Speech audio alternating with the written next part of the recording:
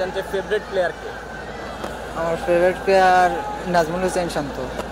আজকে নাহিদ রানার কাছ থেকে আসলে উপহারটা পেলেন, আপনার পুরস্কারটা জিতলেন নাহিদ রানার কাছ থেকে, কেমন লাগছে? আলহামদুলিল্লাহ, অনেক ভালো।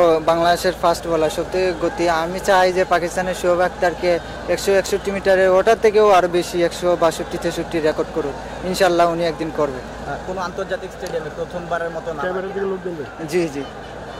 সেই ফিলিংসটা কেমন আসলে আন্তর্জাতিক স্টেডিয়ামে নামার ফিলিংস? না, আমি অনেক নার্ভাস, অনেক খুশি যে ওইখানে আসতে পেরে। ইনশাল্লাহ যে বাংলাদেশ দলকে সাপোর্ট দিব। বিপিএলে এত আমেজ, এত খুব ভালো লাগতেছে। বিপিএল আপনার ফেভারিট টিম কোনটা?